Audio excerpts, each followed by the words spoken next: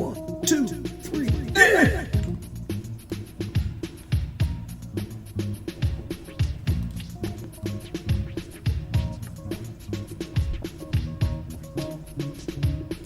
This is Amari Purple Talk. Yes.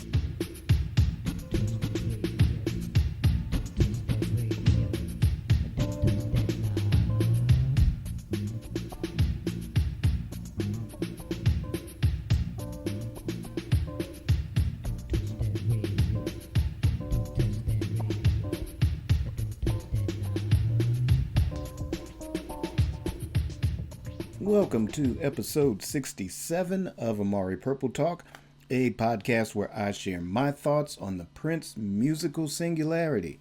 I'm Richard Cole, your imagination funk soloist. Thank you once again for tuning in. Please leave your comments in the comment section below, and please download on your favorite podcast platform. If you're listening on YouTube, please like and subscribe. And before we start today's show, it's that time once again to announce part 2 of the Sign of the Times Super Deluxe Edition Twitter thread. That's hashtag Prince Twitter thread. This time we're discussing the vault tracks on the Super Deluxe. So we've got our usual round of Purple Avengers. Have some that bowed out for this one, but we have a whole lot of new Avengers that have joined us. Be sure to check them out. I will have on my social media posts all of the names and the songs. We are starting today with at Wrong Tom Cut Selector. He will kick it off with I Could Never Take the Place of Your Man, the 1979 version. So looking forward to checking out his insights on that. And this is going to be going from November 30th, and we're going to rock it all the way to February 18th of 2021. We'll do maybe just a couple of Twitter threads per week. My contribution will be on December 10th. So look out for that. I will be discussing all the versions of Strange Relationship. And Walt, dude, I get to talk about Shep Pettibone. So cool. I'm still in the process of working on it, but I'm going to have some fun researching some Shep Pettibone because we have dug his remixes throughout the years. So this is going to be a fun one for me to check out. And once again, thank you to Edgar Cruz and DJ UMB for once again inviting me to participate. And like I said, check it out. If you don't have the Sign of the Times Super Deluxe Edition, go out and get it while supplies last. So with that being said, let's get wild. So last week was part 1 of a special look at Prince's worldview of freedom, ownership, and funk.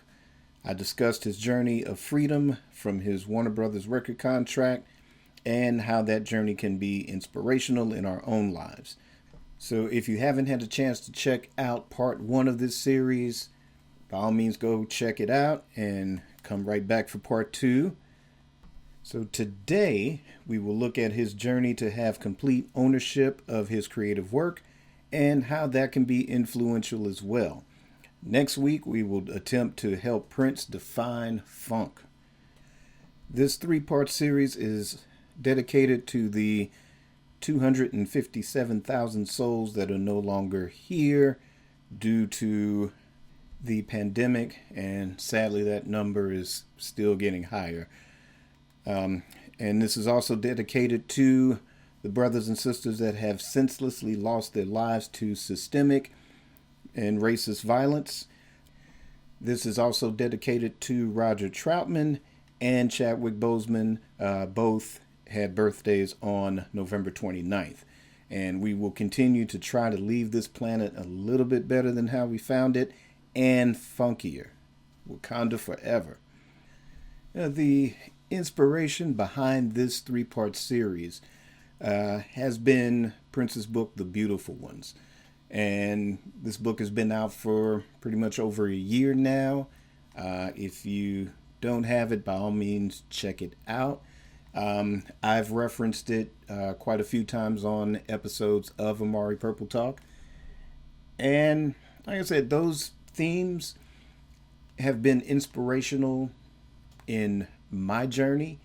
It was kind of reading the interviews back in the 90s and really getting a gist of, what he was fighting for. The name change, although it was kind of distracting, but kind of as the years went on, we all kind of understood that, even though he was making millions, even though he was a major superstar, major rock star, there were basically chains being placed on him that prevented him from, say, collaborating with certain artists or perhaps exploring other fields of entertainment or owning his publishing, saying, who can cover his songs, who can sample his songs. And the ultimate was that though he was making money, the record company was making a bigger share of the profits because they own the master recordings. And when he began to question that, then that's when things kind of started to fall apart. So today we're going to talk about just what that meant as far as ownership and basically why he included us on that journey. Why he informed us that this was the direction that he wanted to go career-wise. And again, how can this affect our own personal lives? Well, here we are in the 21st century, and kind of the word we've been hearing a lot of lately is this thing called intellectual property.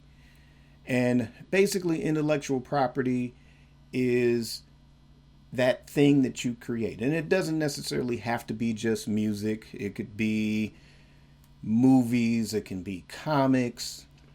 It can be, a certain microchip or any type of, scientific or technological thing that you can invent, and you're the owner of it. Or at some point, someone's the owner of it. You can patent something, you can copyright something, but then you may find yourself signing a contract that says, yeah, well, you created it, but we own it.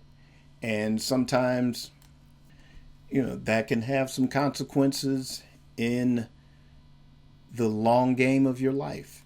You may sign something so you have that short money, and yeah, you may be able to live off of it for yourself, and that may only be a few months, a few years, and then that money's gone. But then generations later, here's whoever you signed your rights away to. They're constantly making money. They're putting their kids through school.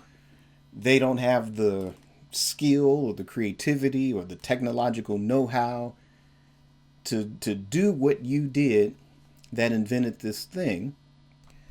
And they're passing down wealth through generations while your descendants are struggling, or they never make it past a certain level. And that was something that Prince was aware of. And I don't think it was something that he necessarily found himself as in this position as being a unique position. There have been decades of entertainers, black, white. Oftentimes the more sensational stories are the black entertainers. Your Little Richards and Sam Cooks, or what happened to certain artists on Motown. Great success, songs that have stood the test of time, or, actors or actresses that have been in films that have stood the test of time, and they walk away broke, or they die homeless, or there's some tragic circumstance and the descendants aren't reaping the benefits that they should. It's a huge corporation. So now you have Prince, by 1996, having successfully found a way out of his Warner Brothers contract. And from that point forward, every album that he made, he retained the ownership of.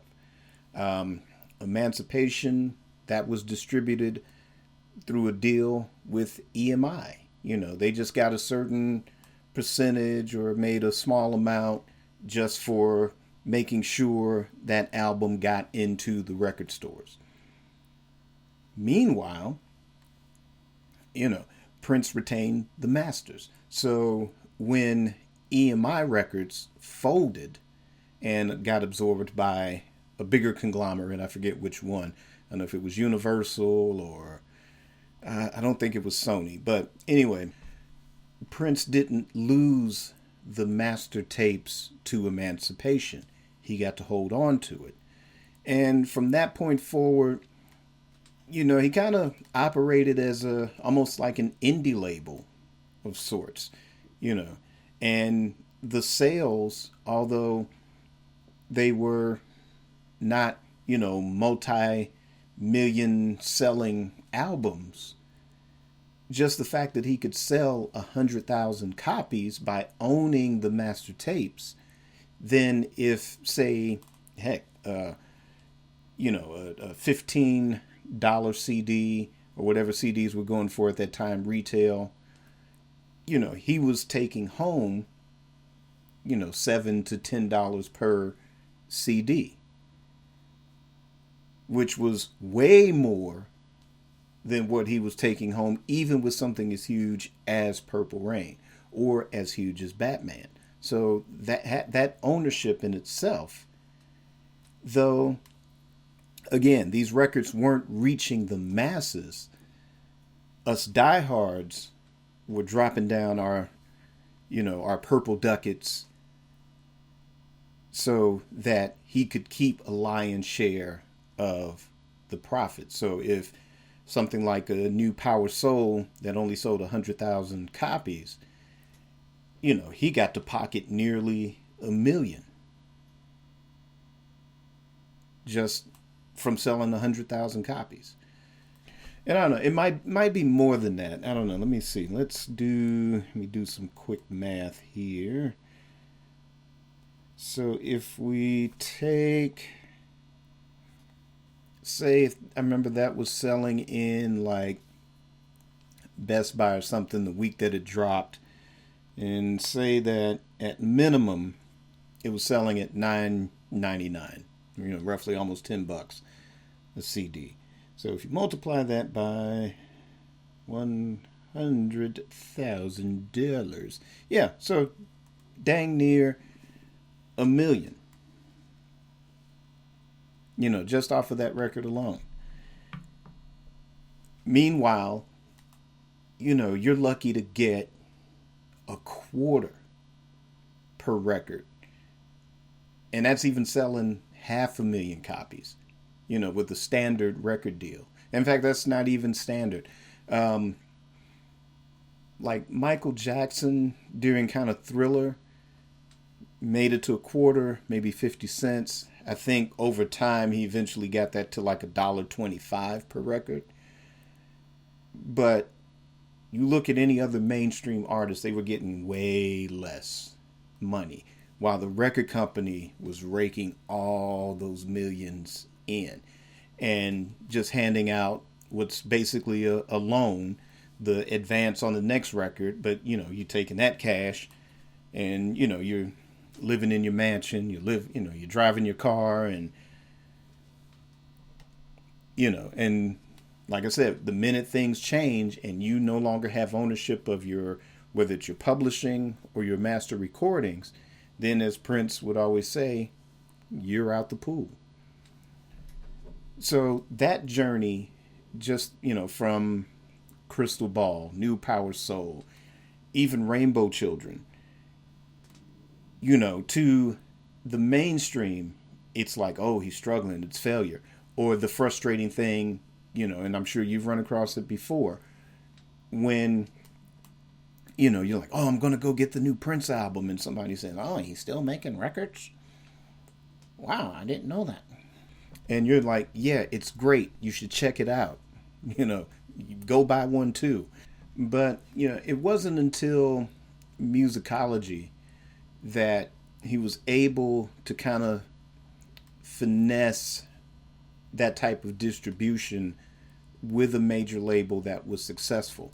And because he owned the master recording, then he was able to sell his own copies. And if you remember a lot of those interviews from the 90s, one of the things that he always talked about doing, and I think he did practice it in theory, as I'm finding out later, as early as some of those 90s shows, where, there's a CD sampler, you know, every ticket you buy. But this was the first time, I think, with a major album that, yeah, he was kind of competing against himself. It's like, okay, cool. Here's Sony. I'm going to do this major deal. They put the record in the record stores and do what they do as a record company and promote and market. And they get whatever the marketing cash is that way. But every time that record sold, again, he got a lion's share of the profits. In addition to that, by selling that record or building that record into the cost of the tickets for that musicology tour, I mean, he was, blowing a lot of people out of the water on the charts. So much so that, the people at Billboard or the record, whoever makes these decisions says, well, that selling them at the shows or building it into the ticket price doesn't count. Now, I bet you if, I don't know, let's see, I bet you if they were doing that with, whoever was big then, NSYNC or whoever, no, Justin Timberlake or Taylor Swift or whoever, I bet you if they were doing that, then the industry would have been okay with it. You know, if he was one of them, he would have gotten away with it. But that just shows how revolutionary and innovative as an artist that he is. Now, here's the thing too. What's the Chance the Rapper? I think he still operates without major label support. So it's that type of, where Prince was sort of testing the waters or experimenting with new and innovative ways to market music. What he was doing, now we have it with Tidal and Apple and iTunes and Spotify and all of that. Putting out 2 albums at the same time. Artists are doing that. Beyonce, Kanye West, that type of thing. But bringing it back to the ownership aspect of it, if you own your label, you own your channels of distribution, you can put your record out anywhere. You can put it up on YouTube. You can get it onto Spotify. And again, that money's a different thing, and that's a different battle. Tidal's a little bit fairer to their artists, but streaming in general, someone's going to have to kind of kick down the doors for an artist to really start getting paid for the streaming stuff. But again, if you own your work, again, you can just put it anywhere. Just put it anywhere. You can sell them at the seats and go through all the other channels, or build it into your contract. And, to forget about what the charts are saying. It's nice to look at yourself and say, oh, I'm number 10 this week or I'm number 1 this week. But the end game is having that economic freedom, because regardless of what they want the mainstream to see on Billboard. Like, oh, look at this person, they're number one. Ooh, you should get that record. Meanwhile, you're selling to the people that matter in a way that's beneficial to you. And yeah, while you look at what Taylor, what's happening with Taylor Swift right now. It's we've seen this movie before, and we have a better ending to this movie. So in a bittersweet sort of way, but you look at what's happening. It's like her master recordings were obtained by someone she thought she could trust, and then those master tapes get sold. And now that's her classic, whatever period or whatever her fans think that's her best period. And she's now talking about, oh, I'm going to re-record every one of my old albums. Again, we've seen this movie before. But, it's sad that it's going to take, some heavy negotiations, or it's going to take, 35 years, from that first album to where, copyright law says, oh, well, it doesn't matter who owns it, she gets it back. But even after Musicology and after 3121, and see, again, Prince found a way to have the best of both worlds, where I think he just stopped looking at trying to be number one in Billboard or Cashbox or New Musical Express or whoever. Then it's like, oh, well, I'm still going to get this unique distribution deal with whatever label. And I think by 3121 it was Universal for that and for Planet Earth, I think.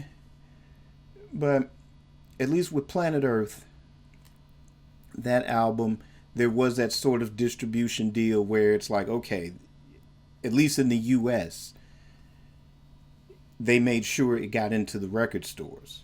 And then he was able to do that thing where it was built, I guess, within the price of the newspaper or something, or, so many copies were allotted to sell through the newspaper.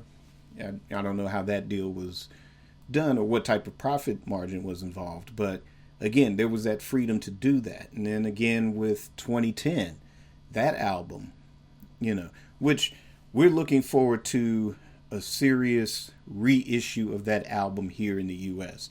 I ordered mine, with the paper over in Europe, and that's how I got my copy of it. But yeah, over here, that would be a nice one to have. Some good songs on that one. And by the time you get to Artificial Age, the war was won. We kind of take it for granted that he got the masters back. He got the ownership of that classic Warner Brothers material. So where he, had he been able to live, he would have called the shots on a Purple Rain Deluxe set, which I think that was pretty much decided.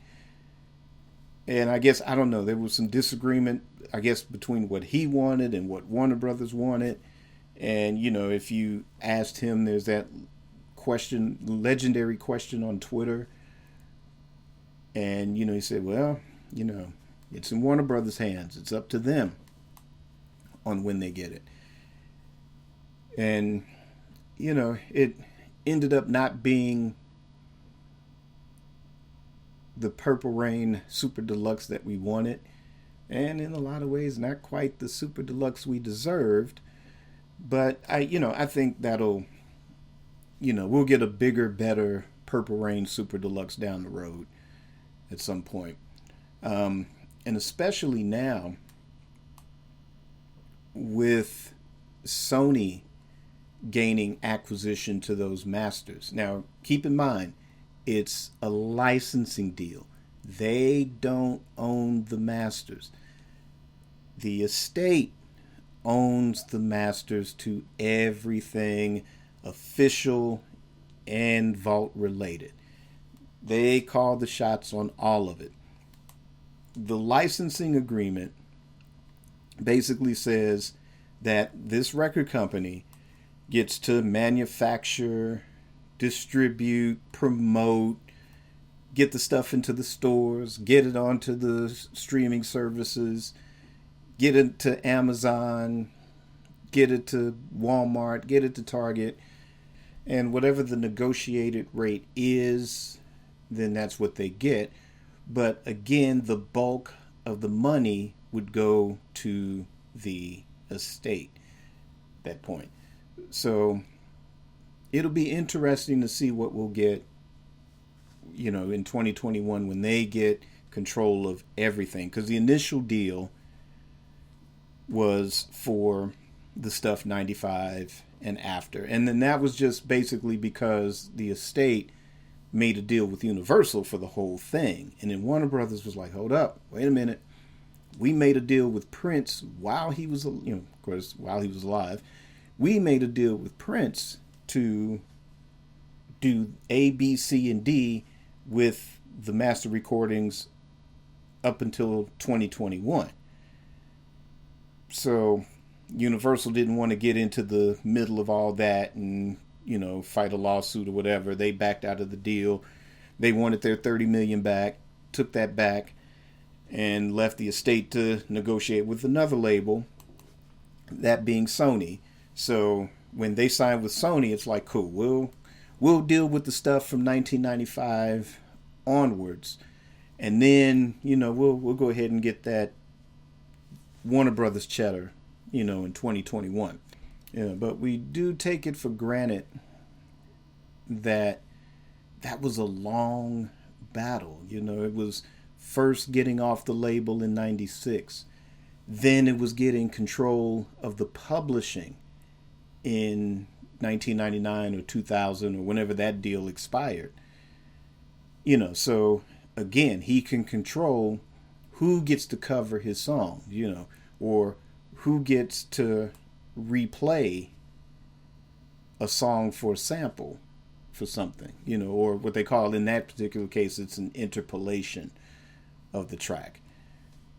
But, Warner Brothers still had control of the master recording. So if you wanted to therefore utilize, say, the sample, you wanted to sample the opening guitar intro to When Doves Cry, you can get your, you ask Warner Brothers for permission, and they would have, if they granted it, then therefore you can use it to sample whatever.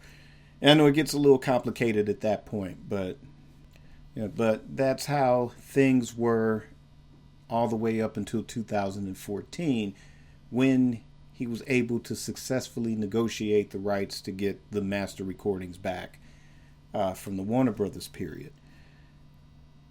And, after, right around 2000, during the Hit and Run tour, there was that bit, little interlude during When Will We Be Paid, when he covers the Mavis Staples track, where he talks about that and what it meant for him at the time. Like I said, going back to, all of your favorite artists that were broke or near broke when they passed, and then all of a sudden they're gone, and all of a sudden, sales of, whether it's Ray Charles, or whether it's James Brown, whether it's Jimi Hendrix, Sam Cooke, Elvis even, all of these record companies, making huge amounts of money, while the families are struggling. In the case of Elvis, it's like, oh, let's turn Graceland into, a museum. And they were able to stay afloat and eventually started getting money off the records, I guess. But, you look at everybody else and it's, families fighting over this and families fighting over that. But then the record companies are still cranking the albums out and still making the money. And that's the thing, if you remember those interludes in those concerts, was that, hey, I want this for my descendants. And you got to remember, too, this was when he was on his second marriage. So, I'm just going to assume that the talk of children or having descendants was still a possibility at that time, and that mattered. And I think maybe if that had come to pass, then we might have seen a will. We might have seen something there that would have provided for them, because those were the ones. And again, regardless of anybody's feelings towards the family members in the estate, and I think it's fair to say that we all champion them. We want the money to go into their hands because they are the immediate family, and that's what they're entitled to. That's what they deserve. Again, hopefully none of you out there, a lot of you dissenters, hopefully you never have to end up in a situation where you're fighting over whatever, loved one, whether it's a house, whether it's money, whether it's a car, or even if it's the family dog. You never want to be in that type of situation, or you don't want to leave your people out, your descendants, your children. You don't want to, whatever your feelings are, trust me, this is a situation you don't want to find yourself in. And especially that type of situation where there is no plan. And the plan is sort of being made up as it goes along. And again, there are people taking a lion's share of the winnings, while those that deserve it are struggling. And, fast forward to 2015, the concert in Baltimore. What was the message there at that concert? That if he comes back to Baltimore, yeah, he wants to play a venue that's owned by you. And the message was create and define your culture. There are multitudes of cultures around the globe that have had a really good head start, whether it's 400 years head start, whether it's 1,000, 2,000, hundreds of thousands of years head start.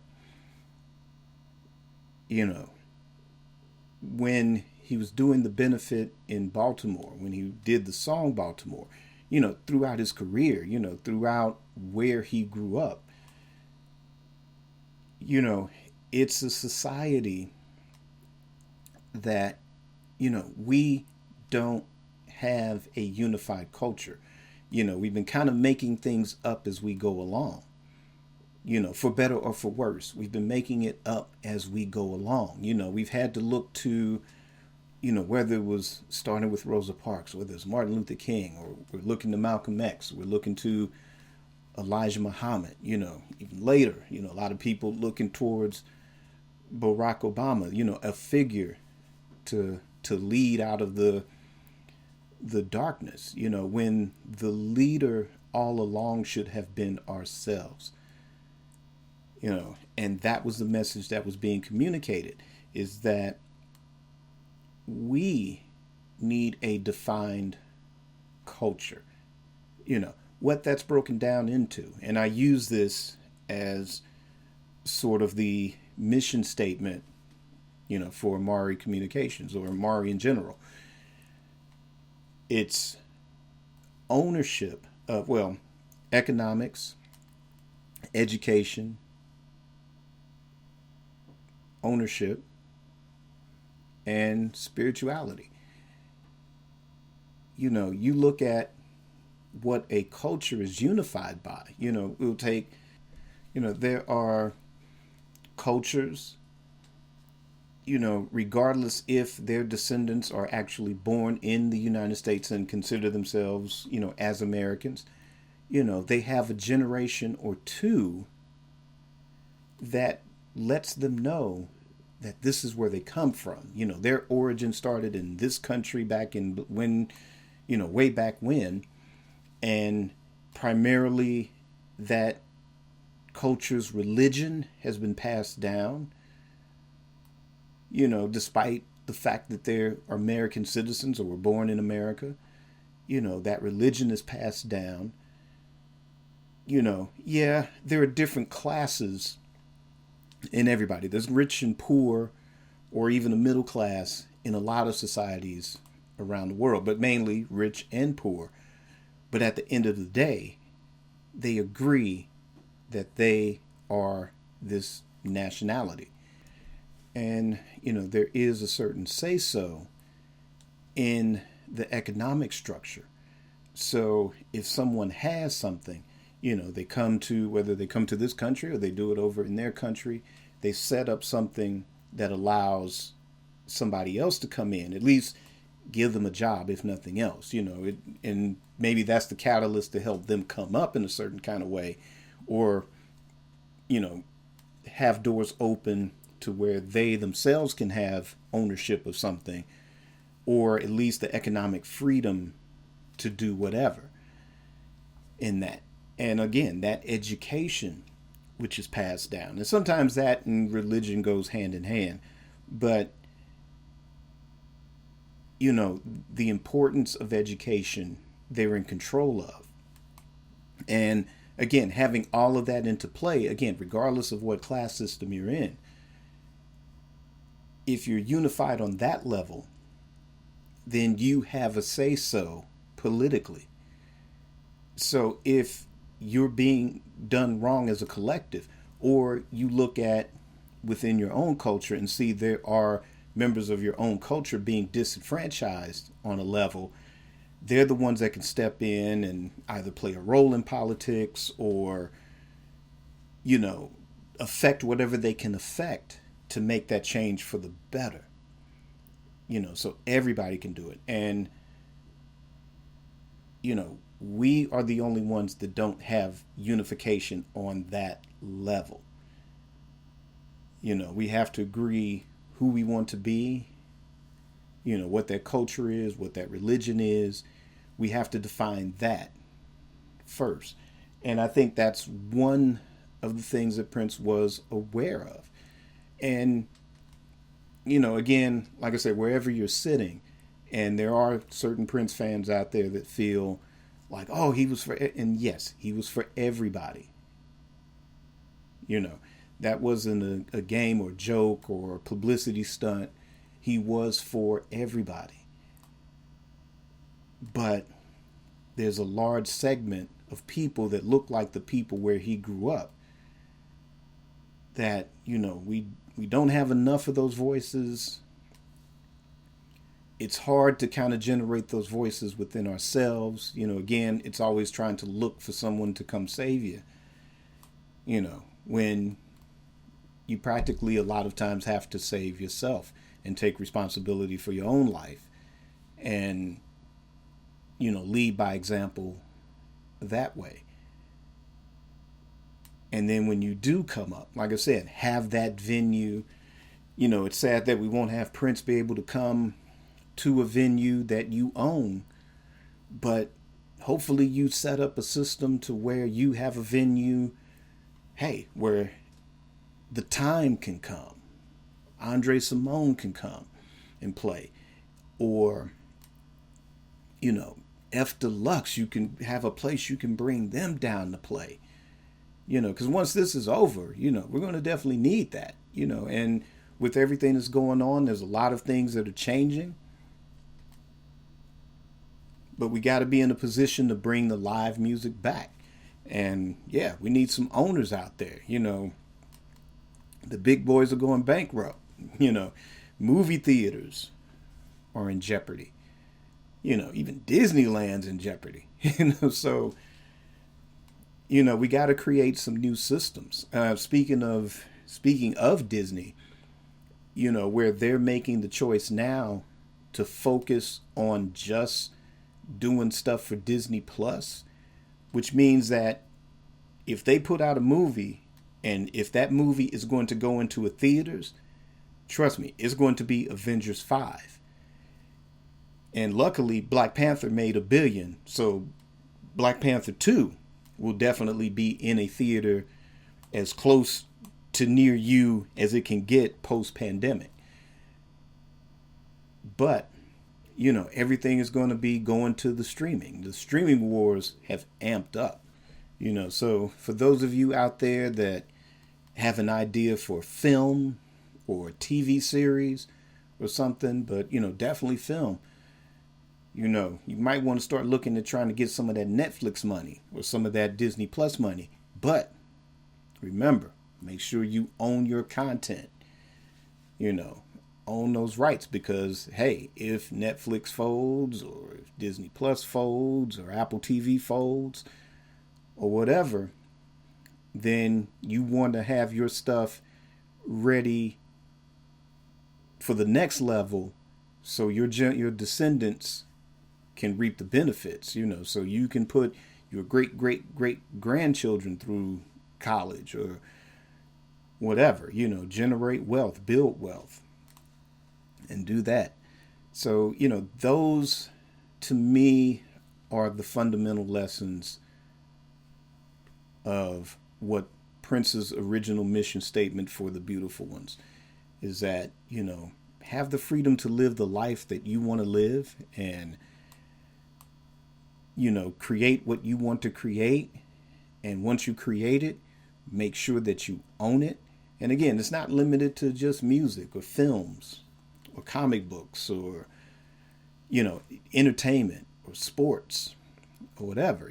If, we need more of the Mark Zuckerbergs out there. We need some, we need some black ones out there, you go through the course of human history, the 18th, 19th centuries. Black folks were inventing stuff right and left. The gas mask, the traffic light, the microchip components that comprise the cell phone. 3 black sisters were instrumental in making the calculations for men to go to the moon. We need to get some of that. We need to make, ironically, like I said, since the 29th is Chadwick Boseman's birthday, we need to start doing some Wakanda type stuff now. We need to get that generation going. Prince started that thing, Yes We Code, so, young black people can learn how to code. So again, we can get some black Mark Zuckerbergs up in there and creating something better than Facebook, something better than Twitter, something better than whatever, or just expanding or adding on to it.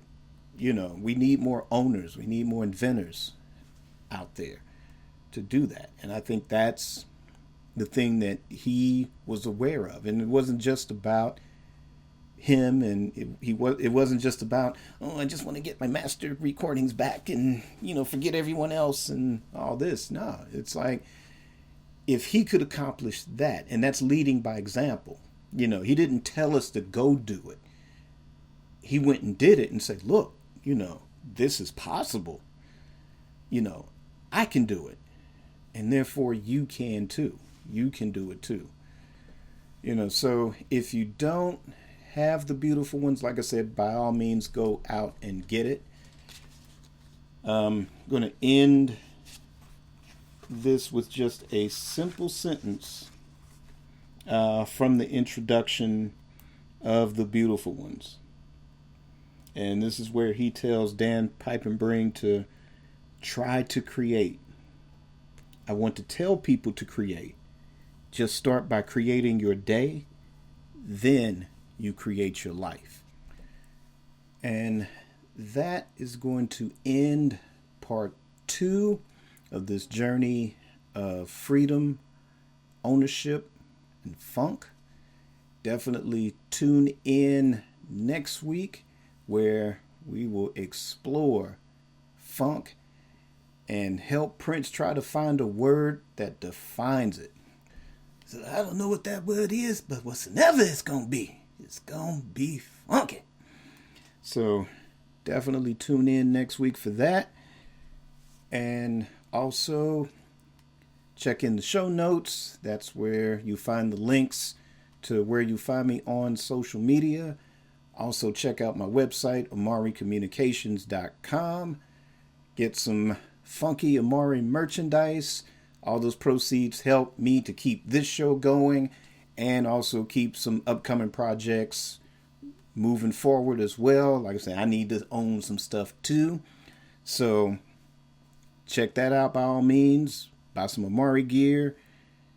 And we'll see you right back here next week. And until then, keep it purple and on the one.